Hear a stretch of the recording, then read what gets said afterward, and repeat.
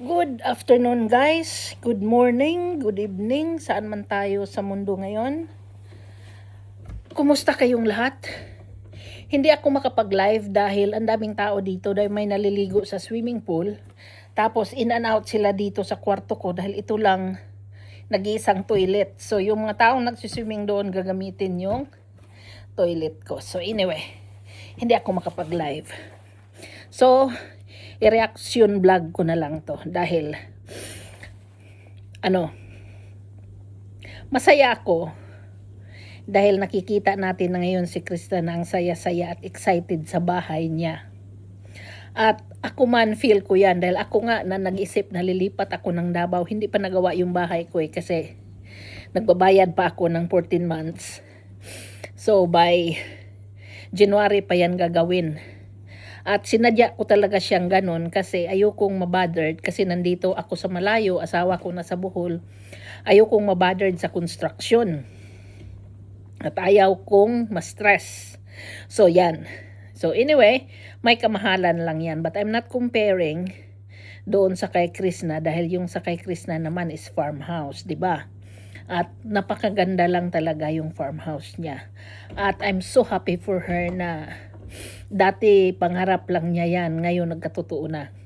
So see, yun ang sinasabi ko sa inyo na pag hindi tayo huminto sa pangarap natin, gagawa ng paraan ang Panginoong Diyos na mangyari ang pangarap mo.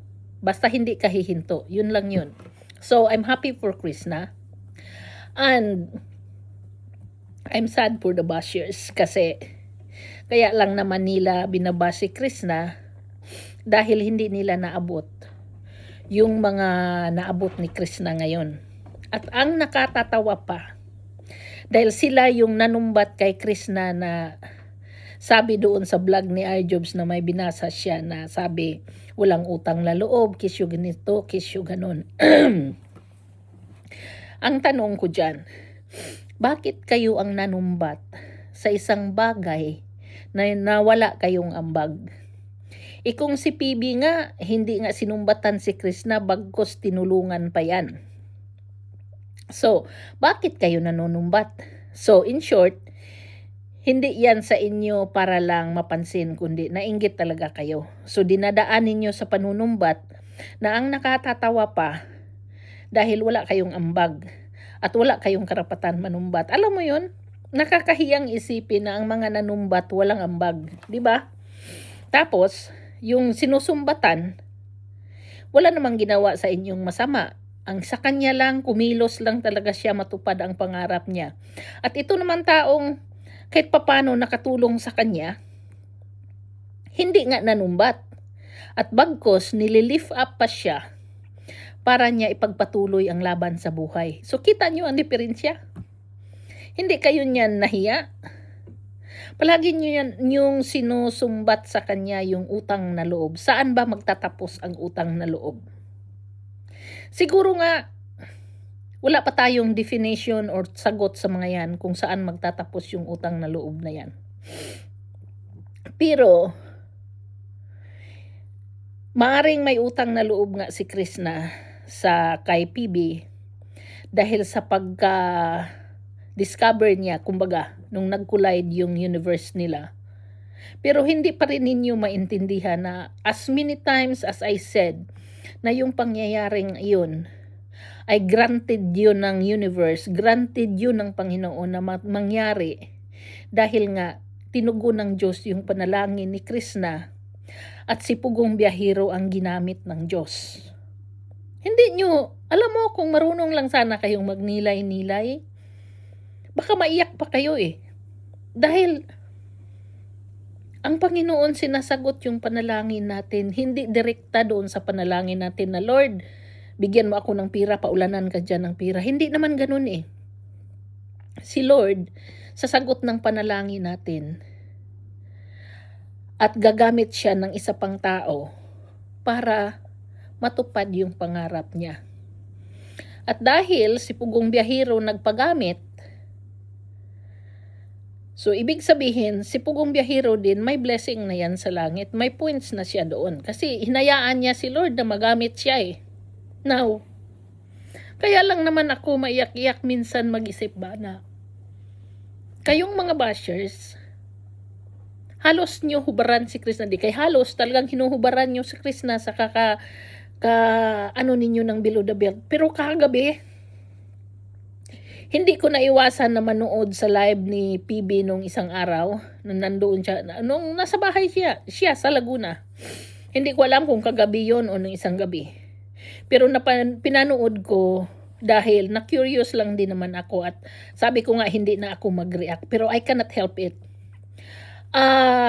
PB, kung magalit ka man sa akin dahil nag-react ako, hindi ito reaction na para kung ano man, kundi gusto ko lang gawin na kung ikaw nga nagsasabi na sa mga bashers na tama na, dahil sila lang naman mga bashers ang naapektuhan, kung sasagutin, ganun din, I want to stop eh. Hindi na sana ako sasagot pa mag-mention about the bashers, pero believe me, naintindihan ko at may point ka talaga. Pero hindi maiwasan na mabanggit dahil grabe ang panunumbat ng mga tao kay Krishna. Pero yun nga, ang nakakatawa, ikaw nga nagbigay, ikaw na tumulong, ni hindi ka nanumbat. Tapos yung mga walang ambag, yun pa ang nanumbat at walang hiya, hindi pa talaga huminto. Anyways, ang masabi ko na lang dyan, siguro sakit yan sa utak. Sakit yan sa utak na in a way na kung anong meron yung ibang tao ay hindi mo matanggap na meron sila at wala ka. Pero hindi mo rin natanong ang sarili mo kung anong klaseng paghihirap ang pinagdaanan ng isang taong nangarap para lang niya makamit yung pangarap. Katulad ni Krishna, ang hirap ng pinagdaanan niya bago niya makamit yan. Lahat tayo may pinagdadaanan kung mangangarap tayo. Ako sa dami kong pangarap na natupad, ang dami ko rin pagsubok na pinagdaanan. Kaya hindi ako natatakot sa pagsubok ngayon dahil alam ko na kasama yan sa pangarap mo dahil ititesting ka ng Diyos kung hihinto ka ba o hindi. At doon niya malaman kung talagang deserve ka doon sa pangarap mo. So sana, kayong mga nambabash na walang magawa, magnilay-nilay kaya kayo. Suriin nyo yung sarili ninyo, bakit hindi nagawa ng Diyos na tuparin yung pangarap ninyo? Baka somewhere nagkulang kayo sa dreams, nagkulang kayo sa desire, or nagkulang kayo sa fighting spirit para gawin ng isang bagay. Dahil wala pa man, natatakot na kayo. So, in a sense, binanatan nyo na lang si Krishna dahil strong si Krishna eh. Ginawa niya yung pangarap niya, kayo hindi nyo kayang gawin. So, yun lang, magtatapos ang vlog ko dito, reaction, dahil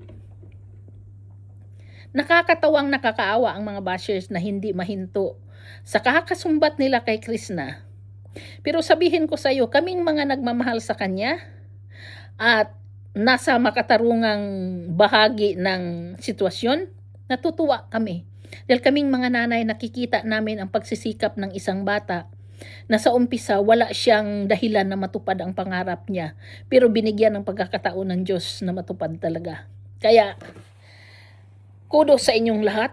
Kung talagang hanggang dyan na lang ang pag-iisip ninyo, wala kaming magagawa dyan. Basta happy kami kay Krishna.